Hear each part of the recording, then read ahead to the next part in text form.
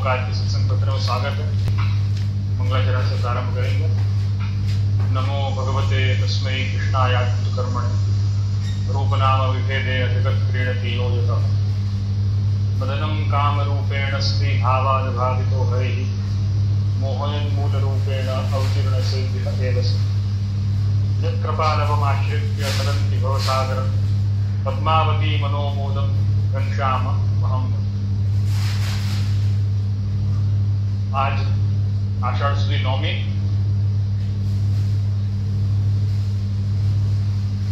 कांदीवली चारकोप में विराजमान सप्तम घर के माथे श्री मन्मथ प्रभु, आपका आज पाटोत्सव है। इस पाटोत्सव की सभी वैष्णवों को मैं बधाई देता हूँ। और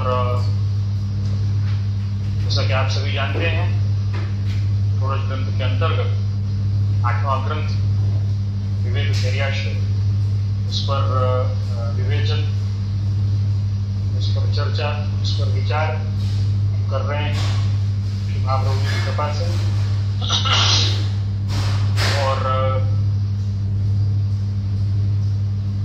पूर्व में जैसे कि विवेक धैर्य और आश्रय के स्वरूप पर चर्चा हुई है, तो अब आगे का जो प्रकार है वो हम देखेंगे। और पूर्व दिन का कुछ 1-2 सत्र में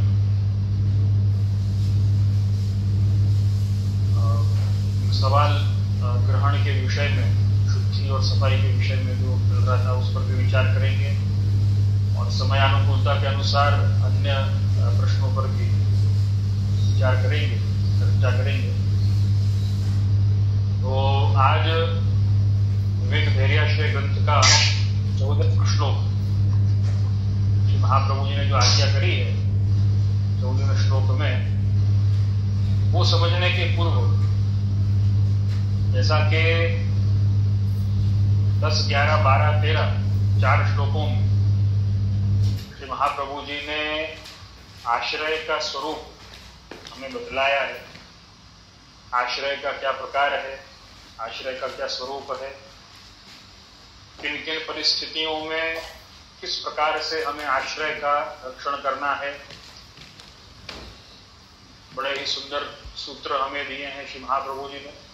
सर्वथा शरणम हरि, सर्वार्थ शरणम हरि। तो ये प्रकार बड़ा ही सुंदर है। और आश्रय का किस प्रकार रक्षण किया जा सकता है, उसका एक क्रम क्या है, वो भी श्री महाप्रभु जी ने 13वें श्लोक में उसका स्पष्टीकरण किया है। वाणी से हमें सेवा करनी है आश्रय के संरक्षण के लिए। हमें वाणी से हमें उच्चारण करना है, अष्टाक्षर का सतत अनुसंधान करना है, शरण की भावना करनी है। हमें मन से शरणागति का भाव दृढ़ रखना है और हमारी देह से, हमारे शरीर से हमें भगवत सेवा करनी है। यद्यपि सेवा वाणी की भी है, मन की भी है और देह की भी, उसके प्रकार अलग अलग। तीनों ही प्रकार से सेवा तो करनी, इन तीनों के प्रकार अलग अलग। तो वाणी से भी सेवा करनी है, मन से भी सेवा करनी है। मन से भावना करनी है, अनुसंधान रखना है। वाणी से हमें सतत, सर्वथा हमें शरणागति का भाव रखना है। और देह से हमें दृढ़ भाव रखते हुए सेवा करनी है। अन्य भी प्रकार जो श्री महाप्रभु जी ने बताए हैं, उसका पुनरावर्तन तो नहीं करेंगे आज, क्योंकि 14वें श्लोक की जो टीका है और उसका जो प्रकार है वो कुछ बृहद है। यद्यपि आज के सत्र में अगर पूर्ण ना हो सका तो हम आगे उस पर विचार करेंगे। लेकिन आश्रय का जो स्वरूप श्री महाप्रभु जी ने बताया है, मेरे ख्याल से प्रश्न भी कुछ दिन पहले आया था, आश्रय, अन्याश्रय और दृढ़ाश्रय के स्वरूप से वो प्रश्न संबंधित था। तो श्री महाप्रभु जी की वाणी, श्री महाप्रभु जी की आज्ञा अनुसार 10, 11, 12 और 13 श्लोक, ये 4 श्लोकों में, विवेक धैर्याश्रय ग्रंथ की ये 4 श्लोकों में आश्रय का स्वरूप श्री महाप्रभु जी ने बतलाया है। और तदुपरांत 14वें श्लोक में, जो जिस पर हम आज विचार करेंगे, उसमें अन्याश्रय का स्वरूप बताया है। 15वें श्लोक में श्री महाप्रभु जी ने दृढ़ आश्रय का स्वरूप हमें बताया है। आगे जैसे जैसे क्रम चलेगा उस पर विचार तो करना ही। लेकिन कहने का तात्पर्य यही है कि हमें इस प्रकार से विचार करने पर हम अगर थोड़ा बाइफरकेट कर लेंगे, 10 से 13 श्लोक तक हमने आश्रय का स्वरूप समझा है, 14वें श्लोक में अपन अन्याश्रय का स्वरूप समझेंगे, उसकी सूक्ष्मता पर भी विचार करेंगे। जितना संभव हो सकेगा, अन्याश्रय का स्वरूप बहुत ही सूक्ष्म है, तो जितना संभव होगा उस पर विचार करेंगे। तो अन्याश्रय का स्वरूप श्री महाप्रभु जी जो आज्ञा करते हैं, यद्यपि अन्याश्रय का स्वरूप वर्णित किया ऐसा नहीं है, लेकिन आश्रय का है वो विस्तार है। अन्याश्रय को समझेंगे तो आश्रय की दृढ़ता हम रख पाएंगे, शरण भावना जो है वो दृढ़ रख पाएंगे। तो इसी हेतु से और इसी भाव से श्री महाप्रभु जी आप आज्ञा करते हैं। 14वां श्लोक, अन्यस्य भजनम तत्र स्वतो गमनमेव च प्रार्थना कार्य मात्रेपि ततोन्यत्र विवर्जय। इसकी पूर्व भूमिका में, श्लोक की पूर्व भूमिका में श्री महाप्रभु जी आप आज्ञा करते हैं, इसकी जो पूर्व भूमिका है, ऐसा एक विचार प्रस्तुत किया, ऐसा एक विचार प्रकट किया है, टीकाकार ने भी किया है, श्री नरसिंहलाल जी ने। तो कि यदि हमें वाणी से, मन से और देह से हमें सेवा करनी है, हमें शरणागति का भाव मन से रखना है, वाणी से उच्चार भी करना है और देह से सेवा भी करनी है। कई बार ऐसा होता है कि हम ऐसा विचार करते हैं कि आश्रय मन में रखा तो नहीं चलेगा, तो स्वयं श्री महाप्रभु जी आज्ञा करते हैं। हमने तो उस पर विचार भी किया, हमने चर्चा भी करी। 13वें श्लोक, एवं चित्ते सदा भाव्यम वाचा च परिकीर्तय। तो बहुत ही स्पष्टता से महाप्रभु जी ने आज्ञा करी है और हमें इस पर बहुत ही सरलता से इस बात को समझ लेना चाहिए कि आश्रय का समग्र स्वरूप तो तभी सिद्ध होने वाला है जब पूर्व रूपेण मन, वाणी और देह तीनों से यह आश्रय का संरक्षण किया जाए। जिसकी जैसी अनुकूलता हो, जिसकी जैसी सामर्थ्य, तो उसमें बंधारण नहीं है, लेकिन जिसकी जैसी सामर्थ्य हो, जिसकी जैसी अनुकूलता हो, तद अनुसार उसे आश्रय पर, अपनी शरणागति पर विचार करते हुए उस पर दृढ़ता पूर्वक चलना चाहिए। यदि हमें ऐसा लगता है कि मन में तो भाव बहुत है लेकिन हम कर नहीं पाते, तो फिर जो मन में है वो नहीं कर पाते हैं, ये बात कुछ समझ में ना आए ऐसी बात है। ज्यादातर आज के समय में तो जो मन में होता है वो इंसान करता ही है, लेकिन अगर वो कहे कि भाई हमारी परिस्थिति अनुकूल नहीं, परिस्थिति अनुकूल न करने के पीछे इस पर भी हमें विचार करना पड़ेगा कि क्या कोई अवगुण तो नहीं है हमारा। काम, क्रोध, लोभ इत्यादि इत्यादि जो अवगुण हैं, उन अवगुणों के सहारे तो कहीं हम नहीं चल रहे हैं, या उन अवगुणों के सहारे तो हम नहीं जी रहे हैं, जिसके कारण अपनी शरणागति का भाव मन में रख पा रहे हैं, लेकिन वाणी और देह से हम प्रकट नहीं कर पा रहे। कई बार ये चर्चा होती है कि भाई सेवा बड़ी कठिन है, सेवा में निभना बड़ा मुश्किल है, लेकिन मुझे ऐसा लगता है कि सेवा को, और खास करके सेवक भाव को यदि हम समझ लेते हैं तो हम ज्यादा या कम प्रकार से भी हम सेवा कर सकते हैं, और तीनों प्रकार से कर सकते हैं, मन से भी, वाणी से भी और देह से, इसमें कोई संदेह नहीं। लेकिन वस्तु स्थिति सिर्फ एक ही है कि हमें यह समझने की आवश्यकता है कि हम में सेवक भाव है कि नहीं। यदि हम ये समझ लेते हैं कि हमें सेवक भाव हमारे भीतर लाना है, तब हमारे लिए सेवा बहुत आसान हो जाएगी। जितनी सेवा करने की जल्दबाजी अगर हो तो बहुत अच्छी बात है, भाव हो या विचार हो, जो भी हृदय में बात हो, सेवा करने के लिए विचार आते हैं तो सेवक भाव के लिए भी विचार लाएं। मैंने कई वैष्णवों को देखा है, यही कहते हैं कि हृदय में तो बहुत प्रेरणा होती है,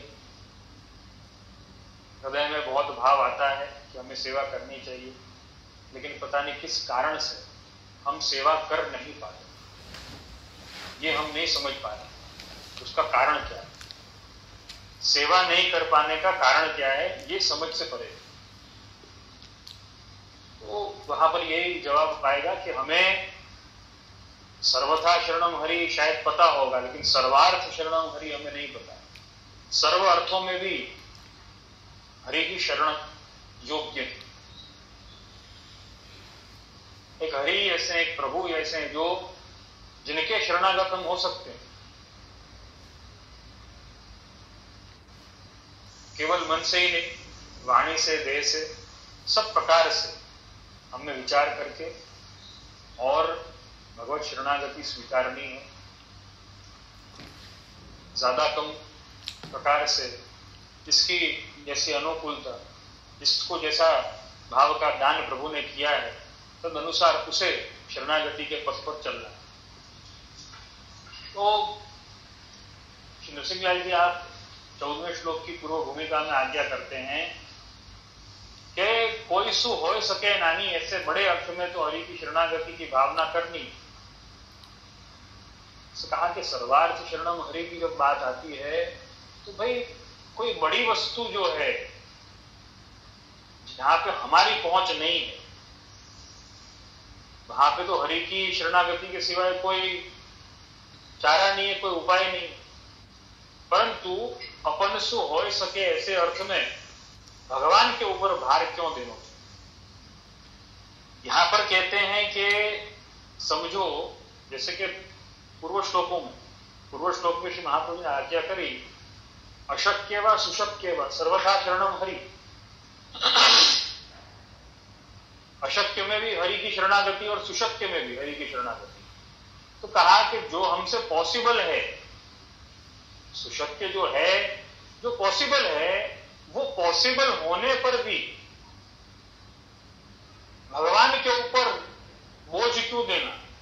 हम आपकी शरण में हैं, हम आपके शरण में, छोटी छोटी बातों में भगवान के ऊपर बोझ क्यों देना। अभी ऐसा विचार आ सकता है। टीकाकार ने बड़ी सुंदर एक विचार शैली प्रस्तुत करी है टीका में। साधारण अर्थ कार्य की सिद्धि के लिए मैं देवांतर को भजन करे तो कहा अड़चन। कहा कि भाई अशक्य जब हो तो प्रभु को श्रम देना या प्रभु के ऊपर बोझ देना, देखो ये भी कभी विचार आ सकता है कि प्रभु आप अकेले कितना बोझ सहन करें, ये विचार आ सकता है। इससे अच्छा ऐसा नहीं हो सकता कि भाई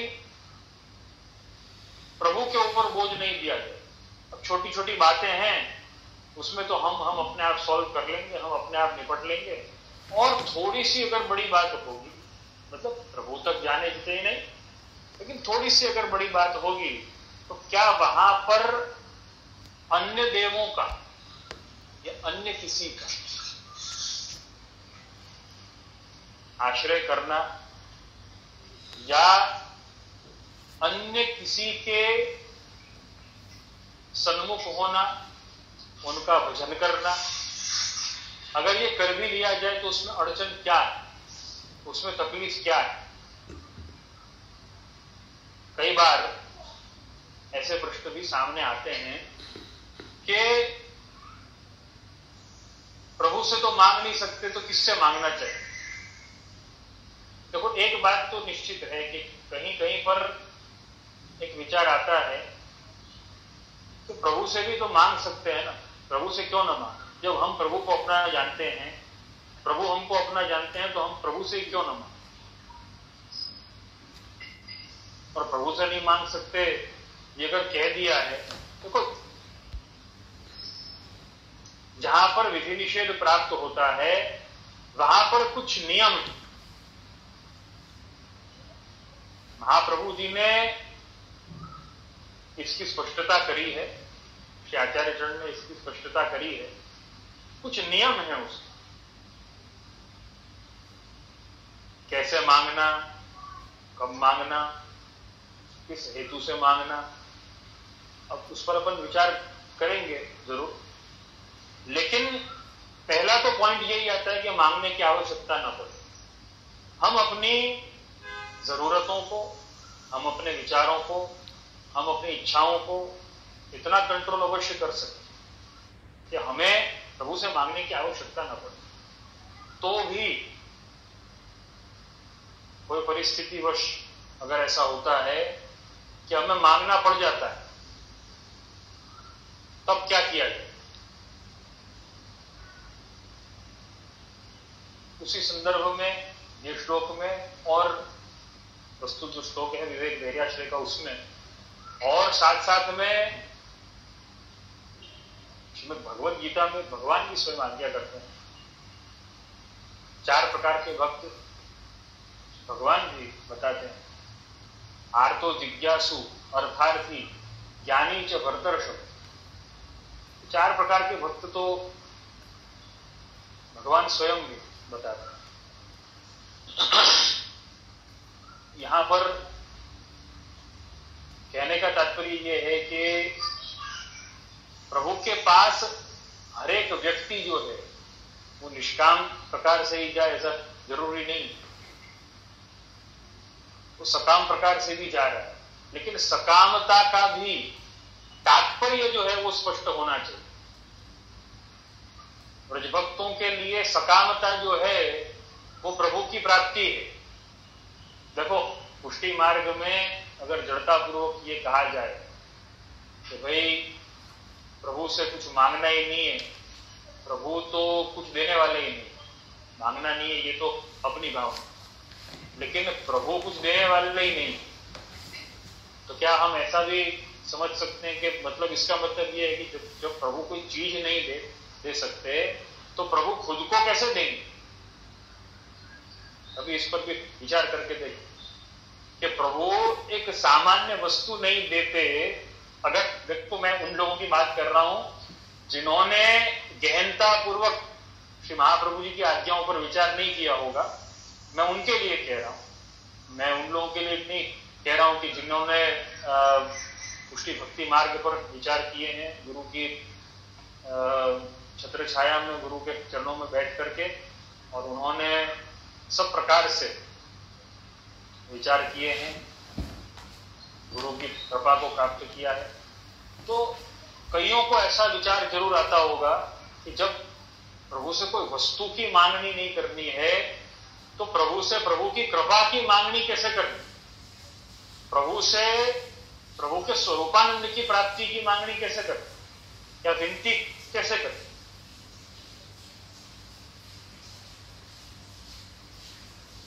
और आप देखोगे कीर्तन साहित्य में बहुत सी जगह पर कीर्तन भी प्राप्त होते हैं, विनती के पद प्राप्त होते हैं। कृपा तो लालन जू की चाहिए। बहुत बहुत सारे ऐसे पद हैं जो प्राप्त होते हैं, जिनमें स्पष्टता है कि हमें कृपा चाहिए, हमें आपकी सेवा चाहिए, हमें आपका संविधान चाहिए। ये कई जगह पर कीर्तन साहित्य में भी और अपने ग्रंथ साहित्य में भी, अपने पुष्टि मार्गीय साहित्य में भी कई जगह पर ऐसी आज्ञा प्राप्त होती है। तो हमें यही स्पष्टता पूर्वक समझने की आवश्यकता है कि देखो, मांगने का तरीका है, कैसे मांगना और क्या मांगना, उसका तरीका है। तो नहीं मांगना ऐसा नहीं है, क्योंकि अगर नहीं मांगने का एक विचार हृदय में धारण कर लिया तो देखो, अगर मांगना अथवा हृदय में कोई इच्छा रखना अगर गलत है, पुष्टि भक्ति मार्ग, इच्छा रखनी है, मनोरथ जरूर रखना है। सबसे ज्यादा मनोरथ अगर कोई करता होगा तो पुष्टि मार्ग वैष्णव करता है कि नहीं करता, आप स्वयं विचार करते। सबसे ज्यादा भगवत संबंधी अलौकिक मनोरथ करने वाला कौन? पुष्टि मार्ग वैष्णव ही होगा, मेरी समझ से तो पुष्टि मार्गी। तो नहीं मांगना ऐसा नहीं है, लेकिन उसकी स्पष्टता होनी चाहिए। मनोरथ भी ऐसे हो कि अंततः वो प्रभु को अंगीकार हो, प्रभु से उसका मार्ग शुरू हो और प्रभु में जाकर मिल जाए, उसे लीला कहा जा सकता। तो प्रभु के लिए प्रभु को ही मांगना, उसमें कोई आपत्ति की बात नहीं। यदि ऐसा होता तो चतुश्लोकी में श्री महाप्रभु जी धर्मार्थ काम मोक्ष, काम तीसरा काम, अलौकिक काम को बताते क्यों? पुष्टि भक्ति मार्ग में कामी नहीं चाहिए, परंतु कृष्ण कामी तो चाहिए ना। अगर कोई ये कहता है कि भाई हमें तो कोई कुछ नहीं, तो अगर कुछ नहीं अगर चाहिए तो आकृति भी चाहिए कि नहीं चाहिए?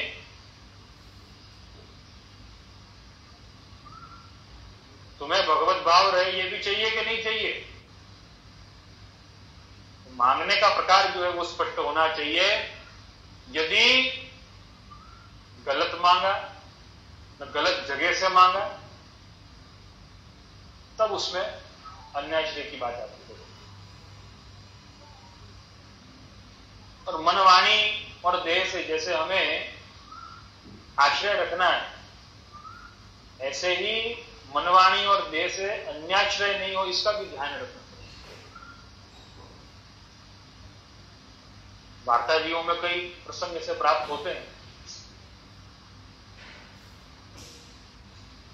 जिससे हमें यह समझ में आता है कि मनवाणी और देह से हमें अन्याश्रय नहीं करना चाहिए। उसकी स्पष्टता के कई प्रसंग प्राप्त होते हैं। तो कहने का तात्पर्य यह है कि क्या मांगना, कैसे मांगना, क्या प्राप्त करना, कैसे प्राप्त करना, इसकी स्पष्टता अगर हो तो बहुत ही क्लियर बात है, उसमें कोई आपत्ति नहीं। श्री महाप्रभु जी को भी कोई आपत्ति नहीं। अब हम इस पर 14वें श्लोक की टीका पर विचार करेंगे, लेकिन पूर्व भूमिका में जो टीकाकार नरसिंहलाल जी आप आज्ञा करते हैं और एक नई विचार शैली हमारे सामने प्रस्तुत करते हैं कि देवांतर को भजन करे तो क्या अड़चन। छोटी छोटी बातों में प्रभु को नहीं परिश्रम दे करके और देवांतर को भजन करे तो क्या अड़चन, उसमें कहा कोई गलत बात। इस पर जब बात आती है तब 14वें श्लोक में श्री महाप्रभु जी ने जो आज्ञा करी है उसका भावार्थ, 14वां श्लोक का भावार्थ मैं पढ़ के आप सबको सुनाऊंगा, फिर अपन विचार करेंगे। अन्य देव को भजन तथा अन्य देव के संविधान आपू चलाए कि जानो, और प्रार्थना के कार्य मात्र में अपने स्वामी हरि सिवाय देवांतर के पास सब छोड़ दे।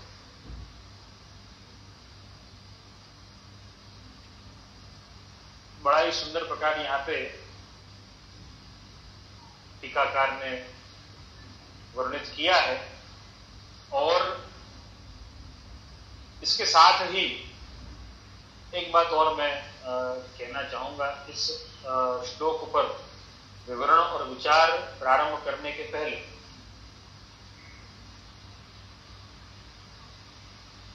यहां पर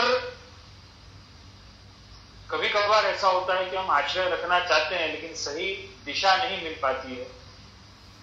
क्योंकि कई बार ऐसा होता है कि हमें श्री महाप्रभु जी की आज्ञाएं, अपने पूर्वाचार्यों की आज्ञाएं जो हैं वो हमें, कई लोग ऐसे हैं अपने संप्रदाय में, अपने मार्ग में ऐसे हैं जो गलत गलत समझाने का काम, गलत गलत बरगलाने का काम करते हैं। शायद उनको ज्ञान नहीं होगा, मैं कारण नहीं जानता क्या है, लेकिन ऐसा सुना गया, गलत बात समझ लेते हैं। तो कई प्रकार ऐसे हैं वार्ता जी में जिसका उल्लेख मिलता है लेकिन उसको गलत ढंग से समझ लिया जाता है। उसी संदर्भ में मैं ये एक प्रश्न है उसका मैं प्रत्युत्तर दूंगा और तत्पश्चात अपन ये श्लोक की टीका प्रारंभ करेंगे। इसी श्लोक से, इसी के भावार्थ से ये प्रश्न जो है वो जुड़ा हुआ है इस अर्थ में कि हमें अगर अन्याश्रय से बचना है और आश्रय दृढ़ रखना, देखो अन्याश्रय से बचना है और आश्रय दृढ़ रखना है, दोनों ही कार्य करने पड़ेंगे। सिर्फ आश्रय दृढ़ रखा लेकिन अन्याश्रय से नहीं बचे तो भी नहीं चलने वाला। तो दोनों ही कार्य जब हमें करने हैं तो हमें इस वस्तु पर जरूर विचार करना पड़ेगा कि हम श्री आचार्य जी महाप्रभु जी की आज्ञाओं के कितने अभिमुख रह सकते हैं या हम रहते हैं।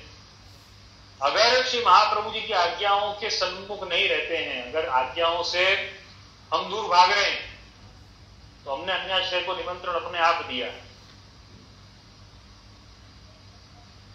इसका हम विचार करेंगे। ये श्लोक का जो भावार्थ है उसका विवरण करने के पहले इसी संबंध में एक प्रश्न है, प्रश्न नंबर 34वां है, 34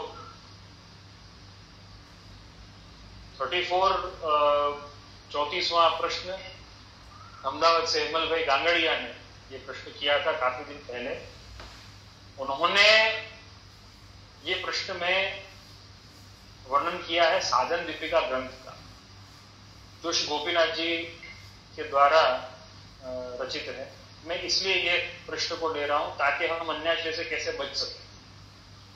अन्याश्रय हम करना नहीं चाहते लेकिन हमारे से गलती से हो जाता है, अज्ञानतावश हो जाता है। तो अज्ञानतावश कई ऐसे वार्ता जी के प्रसंग हम ले लेते हैं जो हमें लगता है कि ये सही सोच है, देखो इसमें ऐसा लिखा है, लेकिन वो लिखे होने के पीछे बहुत बड़ी एक विचारधारा है, एक विचार शैली, एक सोच है जो हमें समझना हो। और वो क्या है, वो कैसे। तो हम ये प्रश्न को देखते हैं, मैं आपको पढ़ के सुनाऊंगा, आप अपनी लिस्ट में देख सकते हैं। 34वां प्रश्न है 34। Many Vaishnavas reject idea of studying Sadhan Deepika Granth. Its author Shri Gopinath Ji as Baldev Ji Swarup and thus bit more of Maryada Marg. Personally, I feel that Sadhan Deepika Granth has so many basics to be learned for those who want to really do Krishna Seva with interest. There is no such or similar Granth in Pushti Marg, even Ashi is taking it as reference for explaining. So please help us to be aware about Shri Gopinath Prabhucharan and his Granth Sadhan Deepika. तो साधन दीपिका ग्रंथ के बारे में हेमल ने बड़ी ही सुंदर बात कही है कि कई लोग ऐसा कहते हैं कि साधन दीपिका ग्रंथ जो है वो श्री गोपीनाथ जी प्रभुचरण के द्वारा रचित है। मैं ये इसलिए कह रहा हूं आप सबको ताकि हमको ये समझ में आए कि कोई भी स्वमार्गीय ग्रंथ, जैसे कि ये तो साधन दीपिका की बात है। कई वैष्णवों के मुख से तो ये तक सुना है कि श्रीमद् भगवत गीता जो है वो पुष्टि मार्ग की थी। कई वैष्णवों के मुख से ये भी सुना है। तो कहने का तात्पर्य यही है कि हमें इसकी स्पष्टता करनी होगी। अपुष्टि मार्ग ये कैसे हो गया?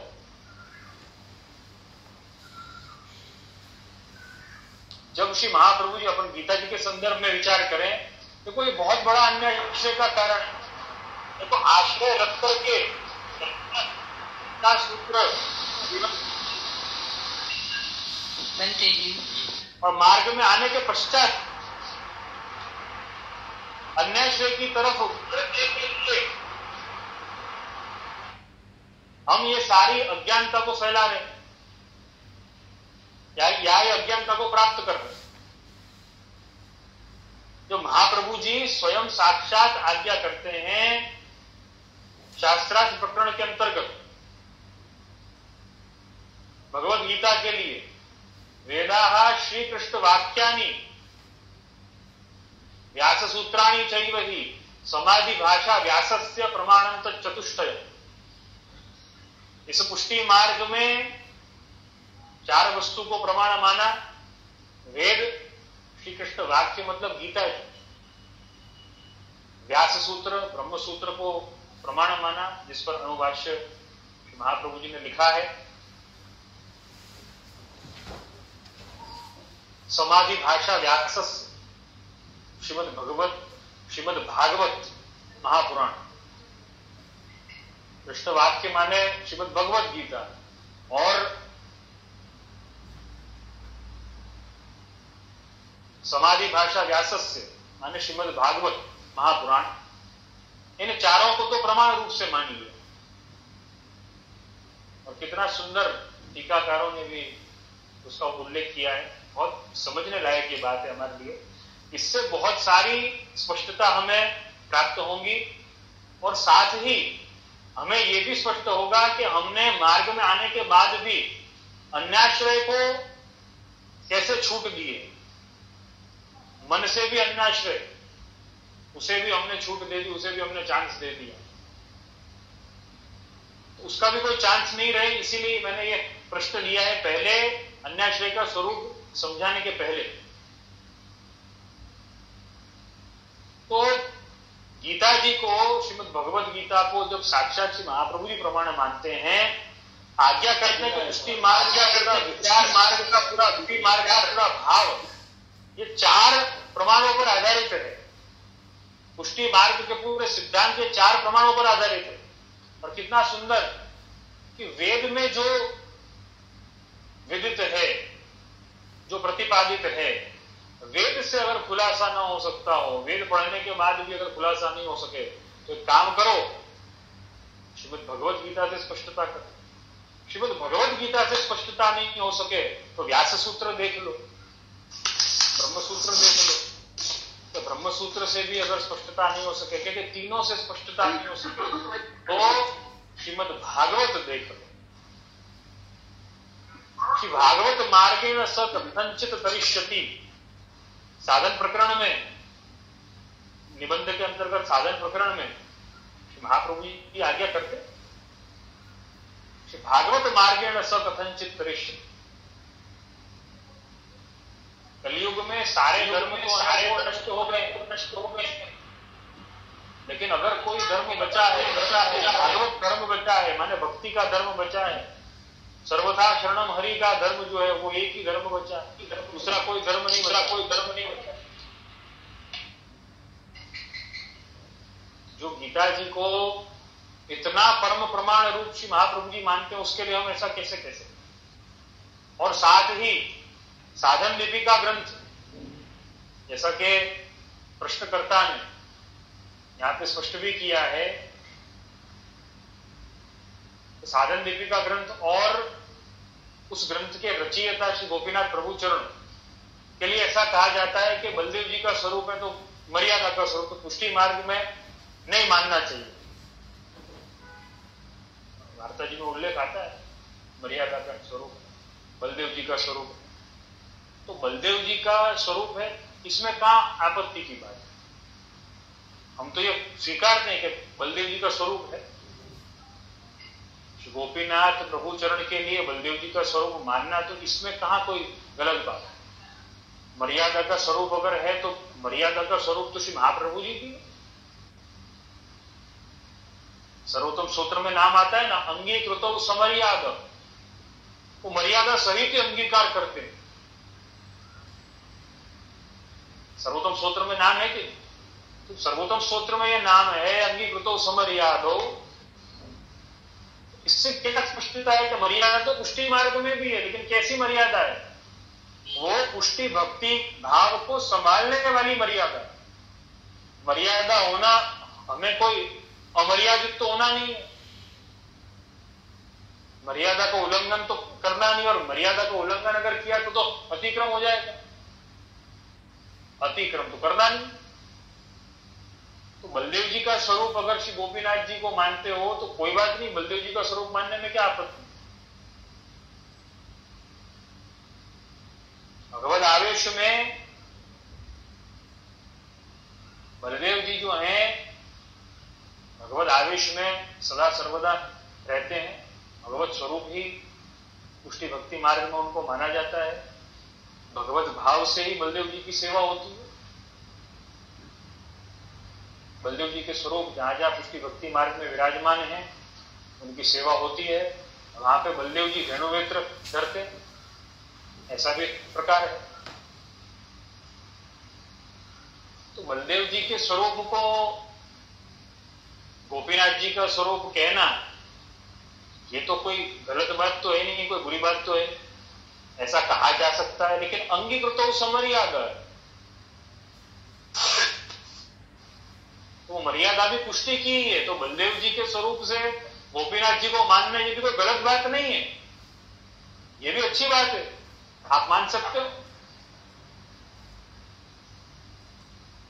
लेकिन मर्यादा कौन सी मर्यादा का स्वरूप है? वो पुष्टि भक्ति मार्ग की मर्यादा का स्वरूप है।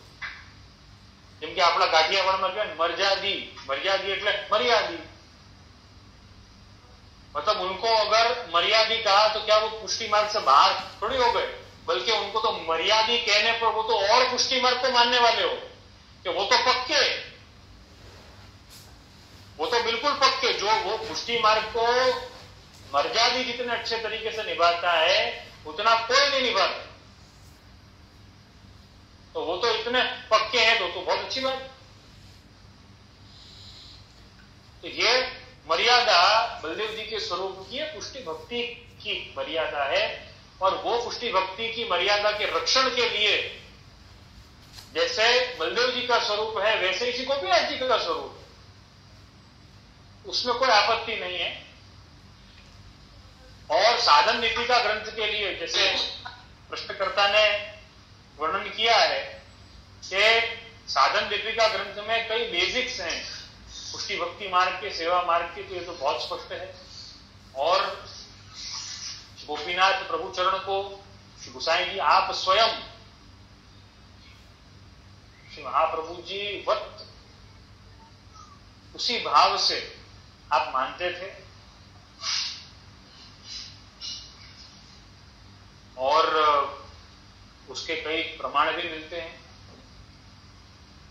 ज्येष्ठ भ्रातृभ्य पत्रम मिलता है, उसमें ज्येष्ठ भ्राता को श्री गोसाई जी आप श्री से गोपीनाथ प्रभु चरण बिल्कुल प्रकार मिलता है कि महाप्रभु जी के स्वरूप से मानते हैं श्री गोसाई जी आप स्वयं, तो उसमें कहां आपत्ति की बात। और साधन दीपिका ग्रंथ मैं स्वयं ऐसा मानता हूं कि सेवा प्रारंभ करने से पहले, चाहे वो मन की हो, चाहे वो वाणी की हो, चाहे वो देह की, किसी प्रकार की भी सेवा प्रारंभ करने के पहले अगर साधन दीपिका ग्रंथ को एक बार समझ लिया जाए, समझने का प्रयत्न किया जाए और या समझा जाए, तो सेवा करना बहुत ही आसान हो जाता है, बहुत ही सरल हो जाता है। इतनी सुंदर स्पष्टता श्री गोपीनाथ प्रभु चरण में श्री गोपीनाथ प्रभु चरण ने साधन दीपिका ग्रंथ में करी। तो मैं यही कहूंगा कि ये सारे जो मिथ्स जो हैं, ये सारी जो भ्रांतियां जो हैं उनको पहले हटाएं। नहीं तो पुष्टि भक्ति मार्ग में आने के पश्चात भी हमने अन्याश्रय को या अज्ञानता को हमने जगह दे रखी, हमने चांस दे रखा है, हमने स्कोप दे रखा है। तो ये स्पष्टता जो है हम हमारे दिमाग में रखें कि अगर पुष्टि भक्ति मार्ग के आचार्यों के लिए कहीं पे कोई ऐसा कह रहा है कि तो मर्यादी भाव है, ये तो मर्यादी भाव कहने के पीछे की मंशा या तात्पर्य क्या है वो हमें समझना पड़ेगा। अगर वार्ता जी में ऐसा उल्लेख आता भी है कि भाई बलदेव जी के स्वरूप से, मर्यादा के स्वरूप से श्री गोपीनाथ प्रभु चरण विराजते हैं, उसको स्वीकारने में कोई आपत्ति नहीं है, तो स्वीकार करता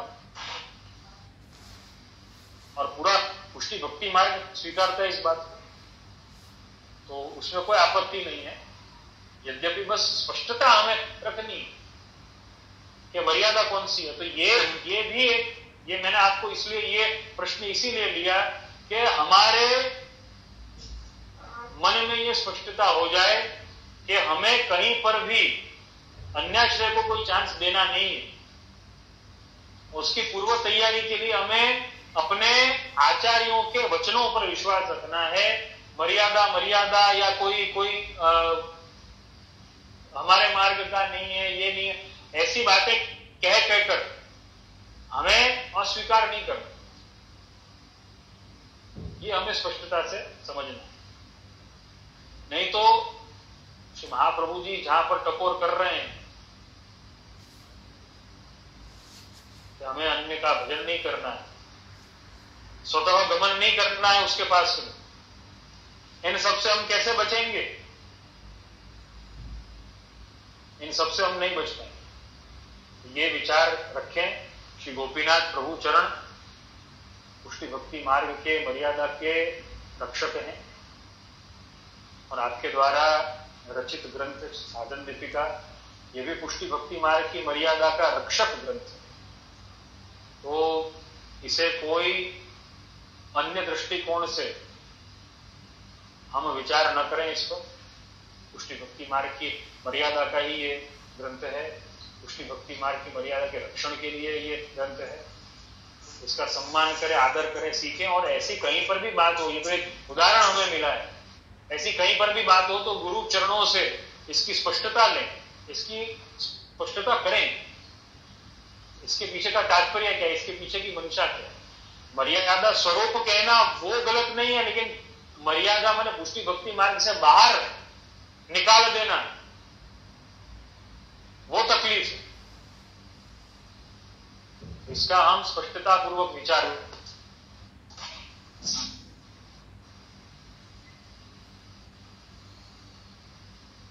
तो आगे का जो क्रम जो है 14वें श्लोक का, उस पर चर्चा करेंगे। टीका में श्री नृसिंहलाल जी आज्ञा करते हैं, इतने अन्य देव को भजन तथा भजन के लिए गमन हो नहीं कर। देखो, अन्य देव को भजन न कर,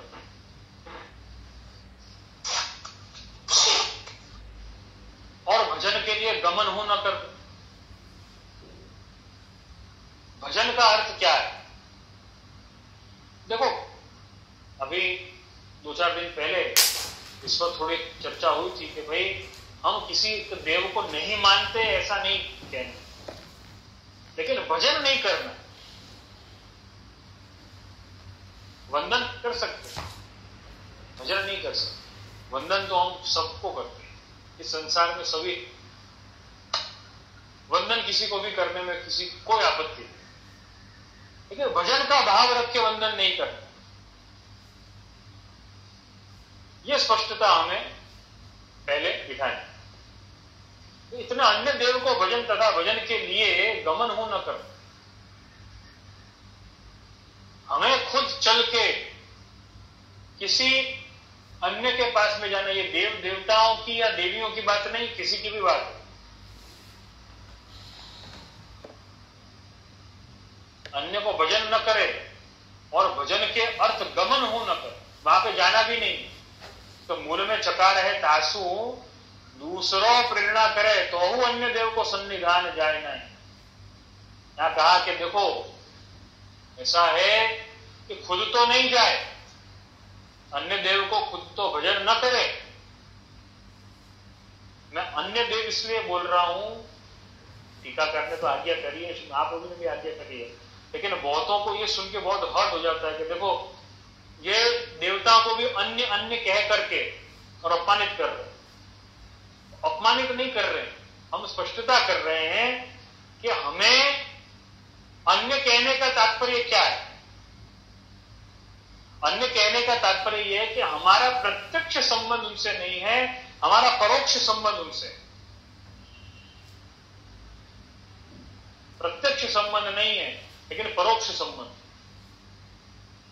जैसे कि हम विचार करें, शिव जी के लिए अगर विचार किया जाए तो शिव जी हमारे लिए निश्चित तौर पर वंदनीय है, भजनीय नहीं, सेवनीय नहीं। कई वैष्णव ऐसा भी तर्क देते हैं शिवरात्रि जब आती है तो शिव जी तो जो है वो परम वैष्णव है, तो परम वैष्णव उसकी का मना करेंगे, लेकिन परम वैष्णव के आराधन के हेतु, उनके पूजन के लिए, उनके भजन के लिए, उनकी सेवा के लिए तो उनके पास में नहीं जाते हैं ना, कि जाते हैं। सेवा तो हमें कृष्ण की करनी है, प्रभु की करनी है, आश्रय तो हमें प्रभु का करना है।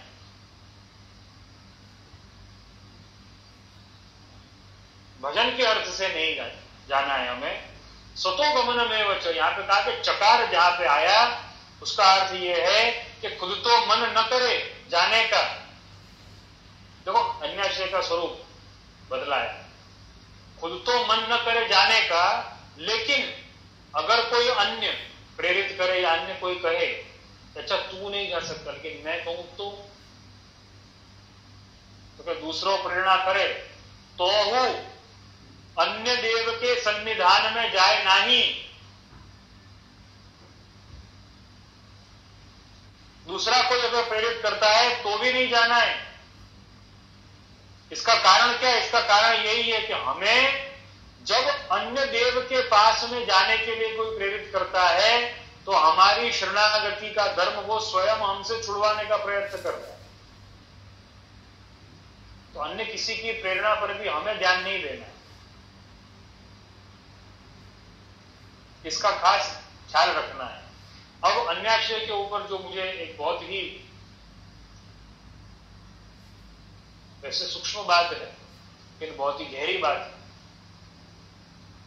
आप सबके सम्मुख जो मुझे रखनी है यही है, अन्याश्रय का नाम सुन के और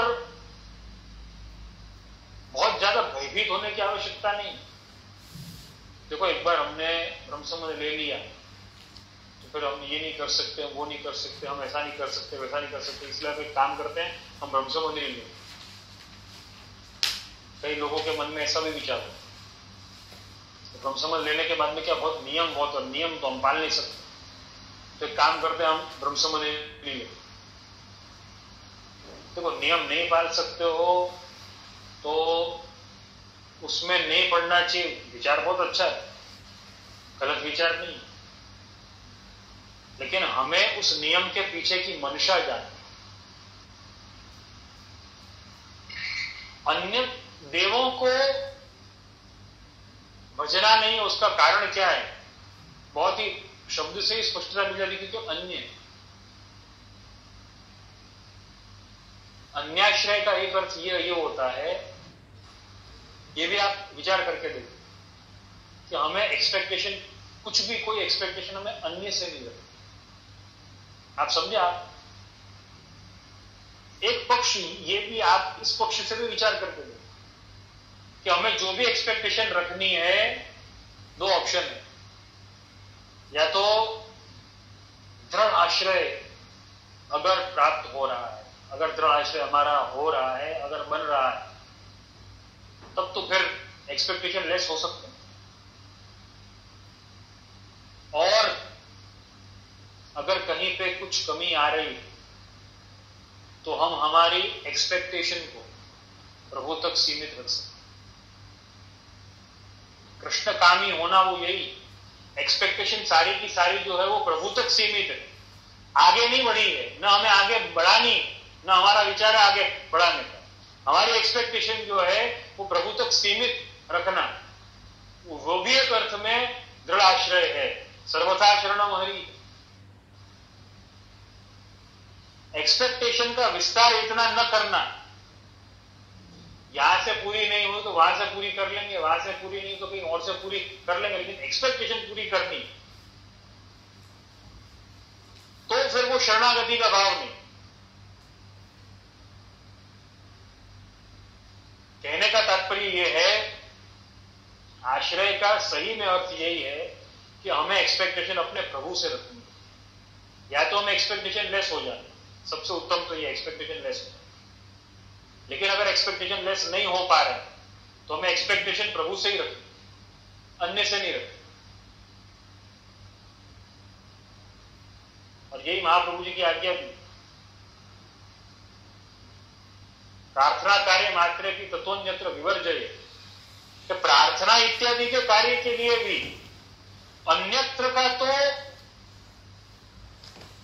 वर्जन ही किया है, अन्य जगह का, अन्य देवों का तो वर्जन किया है, वर्जित किया है। इससे ये स्पष्टता तो बहुत ही अच्छे ढंग से हमें प्राप्त हो जाती है कि हमें या तो एक्सपेक्टेशन लेस होना है, पहला प्रयत्न नहीं करना एक्सपेक्टेशन लेस, लेकिन अगर एक्सपेक्टेशन है तो केवल और केवल प्रभु से, अन्य से नहीं। यह भी एक आश्रय का स्वरूप, मेरी बात को ध्यान में रखें। हाँ, लेकिन वो एक्सपेक्टेशन पूरी होने तक शरण धर्म, उसके बाद नहीं तो वो अन्याश्रय है। मेरी बात को आप समझ रहे होंगे। जो भी एक्सपेक्टेशन प्रभु से एक्सपेक्टेशन है, प्रभु के लिए एक्सपेक्टेशन है, या प्रभु की ही एक्सपेक्टेशन, जो भी है वो प्रभु से है, ये भी एक आश्रय का स्वरूप। ततो अन्यत्र विवर्जय, भावार्थ में टीकाकार भी आज्ञा करते हैं, प्रार्थना के कार्य मात्र में अपने स्वामी हरि के सिवाय देवांतर की पास सब छोड़नो। प्रार्थना कार्य के लिए भी हरि के सिवाय कहीं नहीं जाना। प्रार्थना कैसी और क्या, उसकी तो स्पष्टता आगे करेंगे, लेकिन कितनी सुंदर बात यहां पे हमें समझ में आती है श्री महाप्रभु जी की आज्ञा से। देखो, ये सारे जो हमारे में अपन विचार करके देखें कि जो हमारी भ्रांतियां जो थी, हमारे भ्रम जो थे, वो सारे दूर होते, महाप्रभु जी की आज्ञा से दूर होते।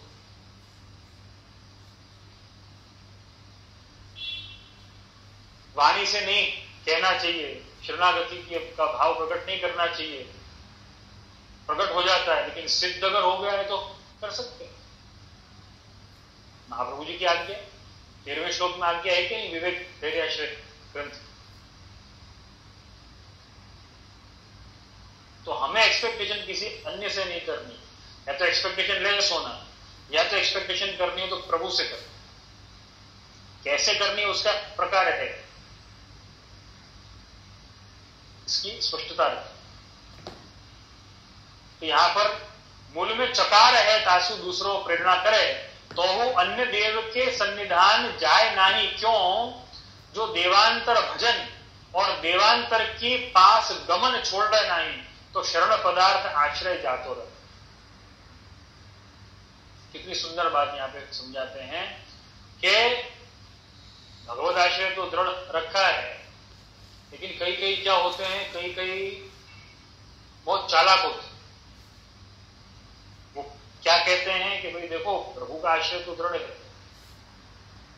लेकिन भाई देखो अन्याश्रय नहीं, लेकिन सालों पुराना हमारे यहाँ का ये नियम है तो वो मैं करने जाता हूं। ऐसा करके स्वतः गमन करते हैं अन्य देवताओं के पास, अन्य मंदिरों, पुष्टि भक्ति मार्ग को छोड़कर। आप मुझे एक बात बताओ, कई लोग ऐसा प्रश्न करते हैं कि अन्य मंदिरों में जाने क्या गलत है? मंदिर में ही तो जा रहे हैं, कुछ गलत थोड़ी कर रहे। लेकिन अन्य मंदिर में जाने से क्या अन्य मंदिर में जाने पर अन्य देवता से एक्सपेक्टेशन नहीं आएगी?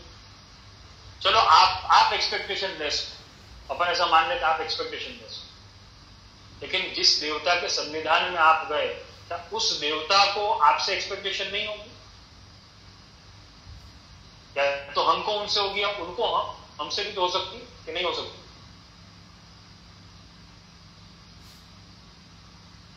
उनको निश्चित तौर पे हमसे एक्सपेक्टेशन होगी। अगर हमें ना हो तो वो परिस्थिति में आप क्या करो? अगर उनको हमसे एक्सपेक्टेशन है, अगर उन्होंने तो 10 साल में एक बार कोई एक्सपेक्टेशन रखी और ऐसे समय में हम ऐसा कहें कि नहीं, हम आपके यहाँ खाली आते हैं, हम आपकी कोई सेवा वगैरह नहीं करने वाले। Isn't it to be selfish, to be mean, to be rude? क्या ऐसा नहीं होगा? निश्चित तौर पे होगा। एक्सपेक्टेशन नहीं रखनी, ना उनको कोई एक्सपेक्टेशन है ना हमको कोई एक्सपेक्टेशन है, इसलिए जाने की मना कर रहे, इसीलिए अन्नाश्रय की बात कर रहे। संकेत दिया है कि हम आपके पास में आ रहे हैं तो आप हमसे कुछ ना कुछ एक्सपेक्टेशन तो रख सकते। अब फिर ये कहना नहीं, हम तो भाई वैष्णव, हम तो भाई महाप्रभु जी को मानते हैं, ये स्पष्टता है, इसका विचार करना पड़ेगा। और यही बात यहां पे समझा रहे हैं टीकाकार, तो गमन छोड़े नहीं तो शरण पदार्थ आश्रय जातो। अगर अन्य जगह का गमन नहीं छोड़ा, अन्य जगह जाना नहीं छोड़ा तो क्या होगा? हमारी शरणागति कहीं पर डोल सकती है, कहीं पर हिल सकती है, कहीं पर डिस्टर्ब हो सकती है। हमें ऐसा लगता है कि नहीं होगी, चलो हमको एक्सपेक्टेशन नहीं होगी, उनको होगी तो मना तो कर नहीं सकते, मना तो कर नहीं सकते, क्योंकि व्यवहार तो शुरू किया ना, तो व्यवहार शुरू करने पर अगर उनकी एक्सपेक्टेशन पूछे तो हम मना कैसे कर सकते? तो शरण पदार्थ जातो और अगर गमन न छोड़े तो यही न्यासादेश में लिखो है, जो प्रभु सु अन्य को भजन और विनकी पास सु अपेक्षा छोड़नी। न्यासादेश ग्रंथ में भी यह आज्ञा है, ऐसा खुलासा टीकाकार करते हैं। क्योंकि अन्य से एक्सपेक्टेशन रखोगे, अगर हम न भी रखें तो अन्य को आएगी, इसलिए हमको छोड़ना। शरण पदार्थ जातो रहे, या के लिए हमें छोड़। अन्याश्रय के ये अति सूक्ष्म रूप हैं जो अपन इस पर विचार अपन कर रहे हैं और अपन करेंगे। इसकी यद्यपि जो टीका है उस पर और आगे हम बढ़ेंगे, आगे और विचार करेंगे। बृहद प्रकार है पूरा कि हमें प्रार्थना करनी है तो कैसे करनी है, किस भाव से करनी है, इसका भी पूरा प्रकार। एक्सपेक्टेशन लेस तो होना ही है, दृढ़ाश्रय तो रखना ही है, लेकिन अगर एक्सपेक्टेशन आ भी रही है तो किस ढंग की आनी चाहिए, किस स्वरूप में आनी चाहिए, वो कैसे एक्सपेक्टेशन होनी चाहिए, इसकी भी स्पष्टता प्राप्त होती है। आगे उस पर विचार करेंगे। यद्यपि आज वापस प्रश्नकर्ता परेश भाई ढोलकिया का जो प्रश्न है, बृहद प्रश्न है, उस पर हम आज वापस विचार करेंगे। कल इस पर थोड़ी बहुत चर्चा हुई थी, रोज थोड़ी थोड़ी चर्चा समय अनुकूलता के हिसाब से, जैसा मैंने कहा था, चरणबद्ध तरीके से मैं इसके इस प्रश्न की प्रति उत्तर दूंगा। तो कल यहां तक चर्चा हुई थी। इनका प्रश्न नंबर 51वां है, 51, आप अपने प्रश्नों की लिस्ट में देख सकते हैं।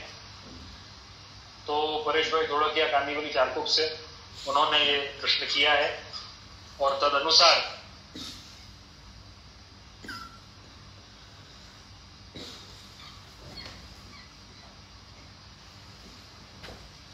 जहां आश्रय और अन्याश्रय की परिभाषा कई कहलाते वैष्णव परिवार में क्लियर नहीं, वहां दूसरी बात कैसे निपटाएगी, वह एक प्रश्न है। तो मैंने इस पर कल कहा था, यहां तक अपनी कल चर्चा हुई थी कि आश्रय और अन्याश्रय की आप क्लैरिटी करें। मैंने आज भी उसकी क्लैरिटी दी है आश्रय और अन्याश्रय की क्लैरिटी, देखो मैं समग्र प्रकार एक बात जरूर कहना चाहूंगा। मैं नहीं जानता हूं मैं कितना सही हूं या कितना गलत हूं, लेकिन ये मेरा एक मौलिक विचार है। मुझे ऐसा लगता है कि सबसे बड़ा कोई प्रॉब्लम पुष्टि मार्ग में आ रहा है तो वो कम्युनिकेशन गैप का आ रहा है। कम्युनिकेशन गैप बहुत है गुरु और शिष्यों। शिष्य अपने हृदय की बात, अपने मन की बात, अपने विचार गुरु के सन्मुख प्रकट करने से बचता है, संकोच करता है या डरता हो, मुझे नहीं पता क्या कारण होंगे, जो भी कोई कारण हो, लेकिन बचता है या डरता है या नहीं करता। वैसे ही मैं वाइस वर्सा की बात करूंगा, मैं एक तरफ की बात नहीं करूंगा। वैसे ही आचार्य भी मैं अपने अनुभव की बात करूंगा, आचार्य भी अपनी किसी सेवक से कुछ स्पष्टता से कहने में उसे भी संकोच होता है, हमको भी संकोच होता है। पता नहीं हमारे शिष्य जो है वो माने या ना माने, और ये संकोच अभी का नहीं है, ये पहले का है, ये कई वर्षों से है, और कई वर्षों से है मतलब महाप्रभु जी के समय से ही। इसीलिए टीकाकार ने भी 12वें श्लोक में इसकी स्पष्टता करी है। महाप्रभु जी ने भी कहा है, ओष्यातिक्रमणे चैव तथान्ते वास्यातिक्रम। हमारे शिष्य आदि उनके द्वारा भी अतिक्रम अगर होता है, अगर गुरु कोई आज्ञा करते हैं लेकिन शिष्य उसको नहीं मानता है, अतिक्रम करता है, मर्यादा का उल्लंघन करता है, आज्ञा का उल्लंघन करता है, तो भी शरण की भावना रखनी। ये स्पष्टता करी, मतलब क्या है कि वो समय में भी अतिक्रम होता होगा सेवकों से, शिष्यों से। ये प्रॉब्लम आज की नहीं, लेकिन देखो अतिक्रम हो रहा है, मना नहीं है, लेकिन अतिक्रम होने के बावजूद भी तकलीफ कहां पर आती है? तकलीफ वहां पर आती है कि जब कम्युनिकेशन ही बंद हो जाए, संवाद ही बंद हो जाए। जितना संवाद को बंद किया जाएगा उतना ज्यादा विवाद खड़ा हो जाएगा। तो संवाद को न रोकें,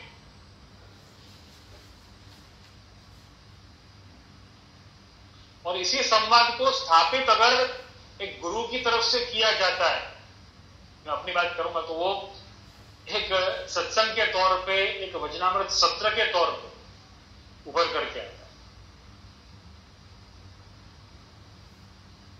यही शिष्य जनों के पास से भी, वैष्णव जनों के पास से भी मैं यही आशा करता हूं, भगवत चरणारविंद में ये विनती करता हूं, उनकी तरफ से भी ऐसे सत्संग सत्र के आयोजन होने चाहिए।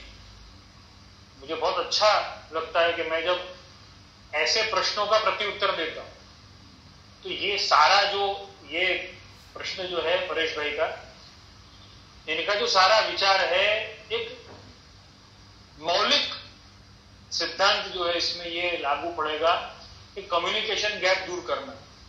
जहां पर जिन वैष्णव परिवारों में क्लैरिटी नहीं, उनमें क्लैरिटी लाए, संकोच दूर करिए, संवाद स्थापित करिए गुरु के साथ। नहीं तो हमारा पुष्टि मार्ग जो है इतना दिव्य होने के बावजूद भी अज्ञानता के कारण पता नहीं इसके इतने दिव्य सिद्धांत कहां खो जाएंगे। कम्युनिकेशन गैप दूर करिए। इसीलिए मैं हमेशा प्रश्न करने के लिए सभी को प्रोत्साहित करता रहता हूं। तो आगे हम प्रश्न पर विचार करेंगे। अब आज नई पीढ़ी में पुष्टि मार्ग के संप्रदाय अंतर्गत ग्रहण को इतना हाव उत्पन्न भयो है कि मेरे जैसे कई साधारण लोग ग्रहण के विधि विधान से ही डर जाते। तो ये परेश भाई ने बड़ा ही अच्छा शब्द इस्तेमाल किया है, हाउ। तो ये उन्होंने जो हाउ जो बताया है, जैसे कि बालक को डराने के लिए हाउ किया जाता है, तो ये हाउ इसी प्रकार से, ये ग्रहण के प्रकार से ग्रहण के प्रकार का इतना हाउ उत्पन्न किया गया है, तो मैं ये कहना चाहूंगा कि ये हाउ जो है, ये हाउ एक ही तरीके से दूर हो सकता है जब उस चीज का हमें ज्ञान हो जाए। देखो, बालक कब किस चीज से डरता है, कब तक डरता है? जब तक उसे किसी वस्तु की सच्चाई का पता नहीं। किसी बच्चे को अंधेरे से कब तक डर लगेगा? जब तक उसे अंधेरा है, कुछ दिख नहीं रहा है, यही उसके दिमाग में बैठा हुआ। लेकिन जब उसे ये पता चल जाएगा कि नहीं, अंधेरा तो है, लेकिन यहां पर अंधेरा अपनी इस रूम में ही, तो उसे थोड़ा कॉन्फिडेंस आएगा। अंधेरे में हम भी, अनजानी जगह में अंधेरा होगा तो हम भी नहीं करेंगे। लेकिन अगर वो जगह पहचानी हुई है, जानी हुई है, अगर हमारा घर भी है, अगर हमारा घर है, तो हम अपने घर में अंधेरे में भी किसी रूम में पहुंच जाएंगे। वहां पे अंधेरे में ही, अगर लाइट ऑन भी करनी है तो अंधेरे में ही हम वो स्विच को ढूंढ लेंगे। लेकिन कोई दूसरा अगर हमारे घर में आएगा, उसको कहा जाए अंधेरे में अंदर जाओ और लाइट को है ना ढूंढो, तो टॉर्च जरूर लेगा, मोबाइल फोन से लाइट है ना कर लेगा। तो ये हाउ जो होता है, ये हाउ तब तक है जब तक ज्ञान नहीं। ज्ञान होने पर अंधेरे में भी आदमी चल सकता है। हमें उस चीज से परिचित होना पड़ेगा, परिचय करना पड़ेगा, और इसी के लिए हमें परिचित होने के लिए थोड़ा समय चाहिए, और साथ साथ में कम्युनिकेशन गैप नहीं होना चाहिए।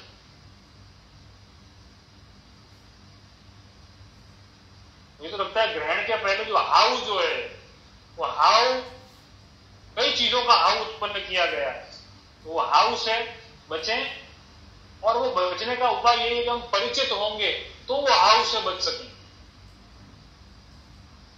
परिचित हो, जैसे आजकल की तेज रफ्तार और महंगाई भरी जिंदगी में क्या इतना विधि विधान या पालन संभव है? ग्रहण का जो प्रकार है, सफाई का जो पालन का, तो परेश भाई ने ये बड़े ही स्पष्ट शब्दों में कहा है कि आजकल की तेज रफ्तार जिंदगी में और महंगाई इतना विधि विधान संभव है या पालन संभव है? तो मैं तो ये कहूंगा कि इतना विधि विधान है ही नहीं। पूर्व के जितने नियम थे, वो तो कई नियम तो कितने रिलैक्स हो चुके, तो हम हमारे स्वगृह में भी नियमों को कितना रिलैक्स कर सकते हैं। देखो, मैं एक बहुत स्पष्ट बात बताता हूं, बहुत छोटी सी बात मैं बताना चाहूंगा। एक तो अगर हम धर्म मार्ग पर चलना चाहते हैं, तो हमें सिस्टम पूरा उस ढंग से स्थापित करना पड़ेगा। हमारे घर का हो, देखो हमें 3 प्रकार से अपने सिस्टम को क्लियर करना पड़ेगा। आदि भौतिक, आध्यात्मिक, आदि दैविक। यद्यपि ये मैं आप सबको समझाने के लिए बोल रहा हूं, लेकिन हमें तीनों प्रकार से अपने सिस्टम को क्लियर करना पड़ेगा। पहला आदि भौतिक सिस्टम। चलो पहले आदि दैविक सिस्टम से शुरू करते हैं। आदि दैविक सिस्टम ज्यादातर सबके मन में क्लियर होगा कि हमें भगवत आश्रय रखना है, हम वैष्णव हैं, तो हमें भगवत सेवा करनी है और भगवत अनुकूल होकर के रहना। आदि दैविक आध्यात्मिक। प्रभु भी सारे दुख संताप दूर करने वाले हैं यदि हम नियम से चले तो, शास्त्र धर्म पर चले तो। आध्यात्मिक भाव मानते, आध्यात्मिक स्पष्टता मानते। अब आदि भौतिक प्रकार। अगर मैं आदि दैविक प्रकार से चलना चाहता हूं, भगवत भाव के अनुसार चलना चाहता हूं, और साथ ही साथ में आध्यात्मिकता के पथ पर भी मुझे चलना है, शास्त्र धर्म के पथ पर भी चलना है। पहला तो ये कि शास्त्र धर्म के पथ पर क्यों चलना है, क्योंकि भगवत आज्ञा है। तो हमें दोनों बात अगर निभानी है, ये संभव करते हुए कि हमारी परिस्थिति क्या है, इस पर विचार करते हुए कितना संभव है, इस पर विचार करते हुए अगर हमें हमारे धर्म मार्ग पर चलना है, तो कुछ आदि भौतिक एडजस्टमेंट भी करने पड़ेंगे। पहला, बहुत छोटी बात मैं बताना चाहूंगा। पहला, अपने घर का सिस्टम मॉडर्न जरूर करें, वेस्टर्न न करें। पहले भी इस पर चर्चा हुई है, लगता है 1-2 महीना पहले हुई। अपने घर का सिस्टम आज हम लोगों ने इतना वेस्टर्नाइज्ड किया हुआ है कि आप चाह करके भी आप पालन नहीं कर सकते। आप चाह करके भी पालन नहीं कर सकेंगे। क्यों? बहुत छोटी सी बात पे मैं आप सबका ध्यान खींचना चाहूंगा। कईयों के घरों में जगह जगह पर कालीन बिछी हुई, कालीन से नीचे कोई पैर रखना चाहता नहीं, चप्पल पहन करके घर में भी हम घूमना चाहते हैं। उस परिस्थिति में अगर हम कहें कि हमें मेण का पालन करना है, अपरस का पालन करना है, तो कैसे होगा? हमें सूतक का पालन करना है तो कैसे होगा? हमारे रूमों में देखो, सबको मालूम है कि फ्लैट सबके छोटे हैं, आजकल शहरों में सबके घर छोटे, लेकिन वो घर छोटे होने के बावजूद हमने व्यवस्था भी ऐसी की कि उसको और छोटा बना दिया। जगह जगह पर फर्नीचर लगा देना, अलग अलग टाइप के सोफे, अलग अलग टाइप के टेबल, अलग अलग टाइप के वार्डरोब, अलग अलग टाइप के पलंग। अगर हमने ये सब लगा रखा है तो आप मुझे एक बात बताओ, सफाई कैसे हो? रसोई घर में भी हमने कोई नियम बांधा हुआ नहीं। मैं आपकी बात नहीं कर रहा हूं, मैं भौतिक एक व्यवस्था की बात कर रहा हूं। हमें भौतिक स्तर पर भी जो क्लैरिटी रखनी पड़ेगी, सिस्टम क्लियर करना पड़ेगा। रसोई में भी हमारे पास में गैस ही ऐसा है, जो गैस के नीचे ही ओवन बना हुआ है, तो आप उसको कभी धो ही नहीं सको। नहीं, ओवन तो है ना, चाहिए घर चाहिए, कोई बात नहीं, आप अलग लाके रख सकते हो उसको। अब ये किया ही नहीं है। फिर ग्रहण जब आएगा तब हमें चिंता ज्यादा होगी, अरे ये तो धुल नहीं रहा है, इसमें तो चिकना ही है, कहां मेण निपटी है, अपने यहां पर तो एक काम करो, निभाओ ही मत। शायद ऐसा विचार भी आ जाए।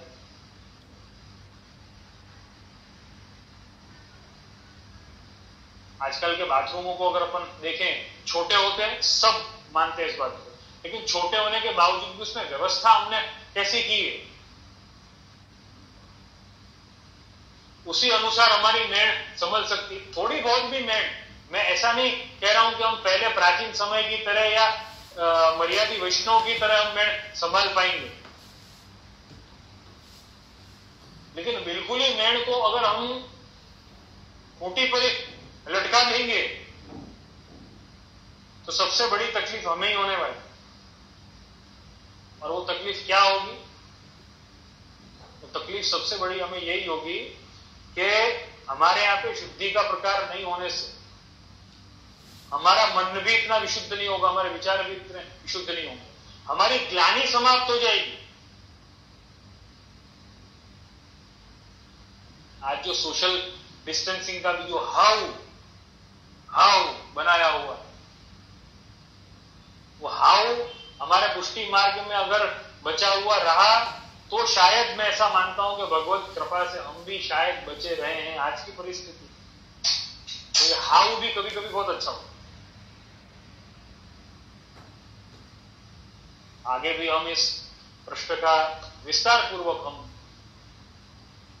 प्रति उत्तर जानेंगे, इस पर विचार करेंगे। आज समय काफी हो गया है, आज के सत्संग सत्र को विराम देंगे। 14वें श्लोक की आगे की टीका का प्रकार और अन्य सारा जो प्रकार जो है, अन्य सारा जो क्रम जो है इस पृष्ठ का, उस पर आगे हम विचार करेंगे। आज के सत्संग सत्र को यहाँ पर विराम देंगे। आप सभी के फीडबैक, सुझाव, शिकायतें और प्रश्न हमेशा स्वागत योग्य है और मेरे मनोबल को बढ़ाने वाली है। आश्रय के पद का गान करते हुए दृढ़ चरणन केरो भरोसो, दृढ़ चरणन केरो। श्री वल्लभ नक चंद्र छटा बिन सब जग वांझ अंधेरो भरोसो दृढ़ न चरण के साधन और नहीं आकरी में जासु हो यदि वे सुर कहाँ कहे द्विविध आंधरो बिना मोल को चेरो भरोसो दृढ़ न चरण के दृढ़ न चरण न केरो भरोसो दृढ़ न चरण के।